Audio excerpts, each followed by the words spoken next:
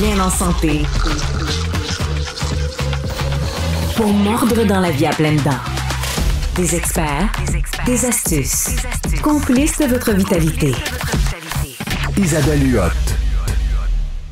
Bienvenue, merci d'être nombreux à l'écoute, mais merci surtout de me poser des questions, de m'envoyer des vidéos. J'en ai reçu beaucoup au fil de la saison. C'est souvent des questions que j'ai reçues aussi durant mes années de clinique, les 30 ans que j'ai fait en clinique privée. J'ai reçu énormément de questions qui sont revenues, qui sont encore d'actualité. Et là, aujourd'hui, j'avais envie de parler de suppléments. On a reçu beaucoup de questions cet été. Quand on s'en va en pharmacie ou dans les magasins d'aliments naturels de type Avril, Tour, Rachel Berry, il y a une panoplie de suppléments, donc en capsule, en poudre. Les ventes sont incroyables, mais est-ce que ça vaut toujours la peine? Alors, on débute avec un supplément qui est extrêmement populaire chez les femmes et j'ai reçu une question de Caroline à cet effet-là. Allô Isabelle, je m'intéresse au collagène et là je me demande après combien de temps je vais avoir des effets positifs sur ma peau.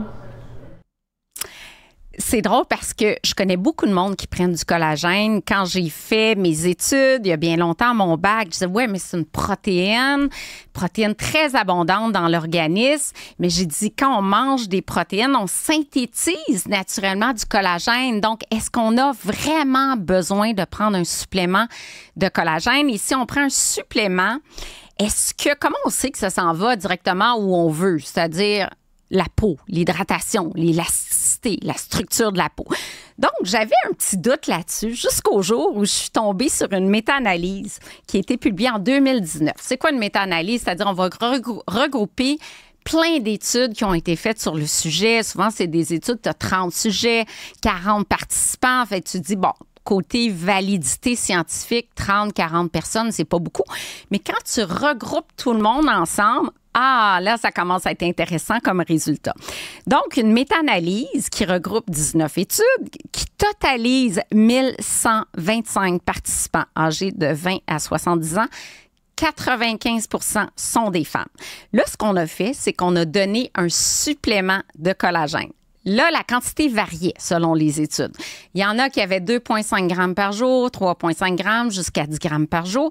Et on a suivi les participants, des femmes pour la plupart, pendant 8-12 semaines.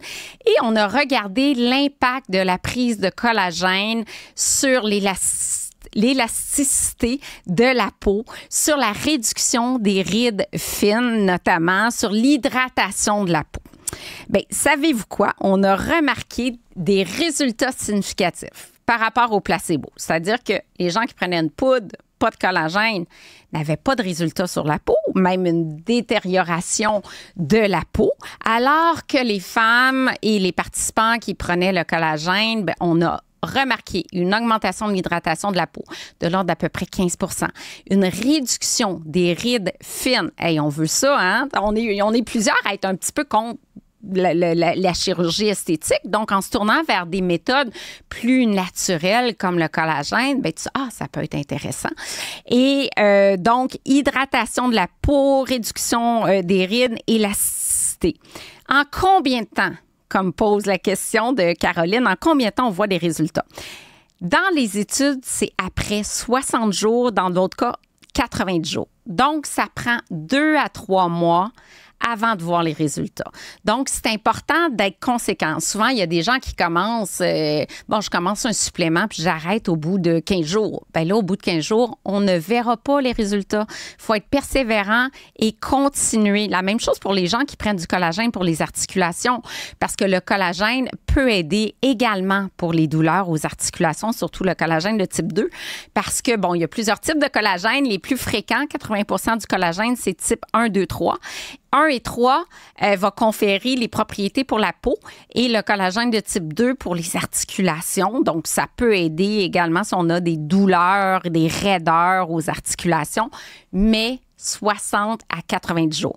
En dehors du collagène, parce que oui, la prise de supplément, c'est intéressant, mais du collagène, c'est constitué d'acides aminés qu'on trouve dans des protéines. Donc, si on mange suffisamment de protéines tout au fil de la saison, je vous ai dit, il faut manger entre 0,8 g et 1,2 g de protéines par kilogramme de poids.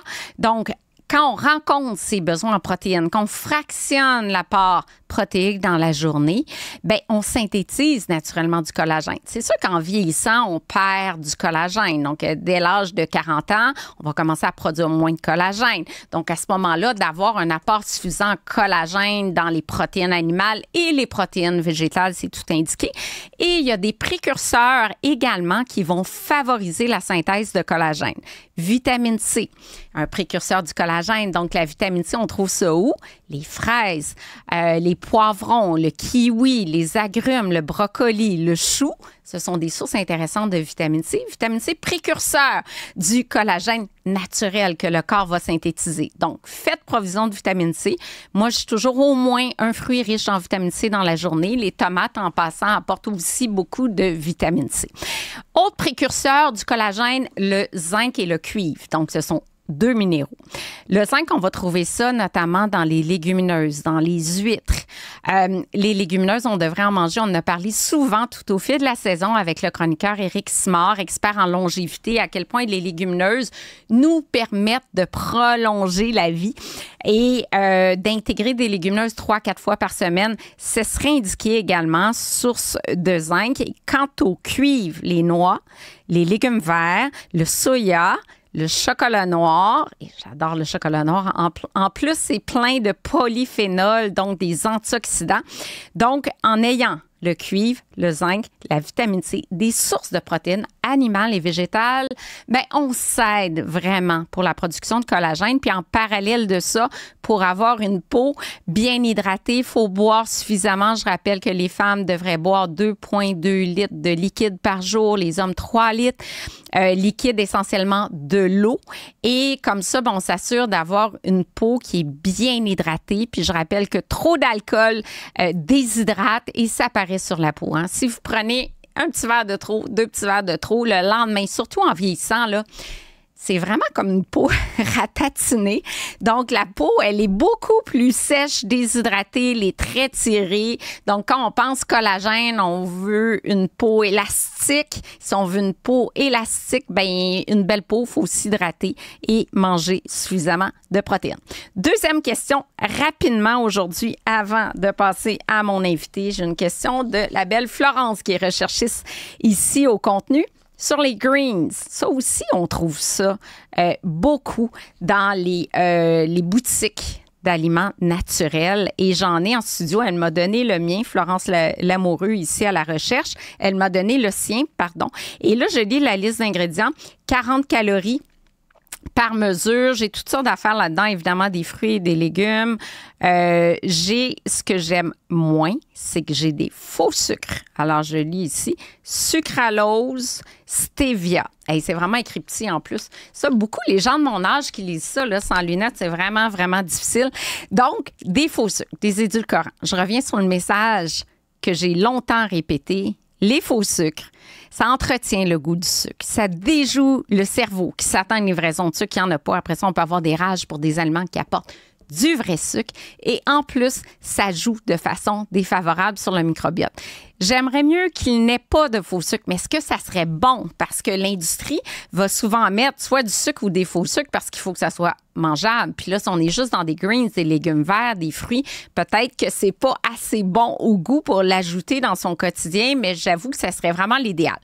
Est-ce qu'on a besoin d'ajouter ça? Ça dépend. Idéalement, on mangerait 5 à 10 fruits et légumes par jour. Moi, je dirais 4 fruits, 6 légumes, les fruits étant plus riches en glucides. C'est sûr, on est sportif, là, on peut manger plus de glucides, mais si on est plus ou moins sédentaire, peut-être 3-4 fruits, pas plus, puis le reste en légumes verts qui apportent une panoplie de vitamines, de minéraux, d'antioxydants, de composantes phytochimiques. Donc, oui. Est-ce qu'on a besoin d'un supplément? Bien, ça dépend de votre alimentation. Si vous mangez presque pas de légumes, ça peut être intéressant, mais je dirais essayer de trouver peut-être un qui n'a pas de faux sucre. Alors, ça serait ça pour la belle Florence. Alors, voilà pour les questions aujourd'hui.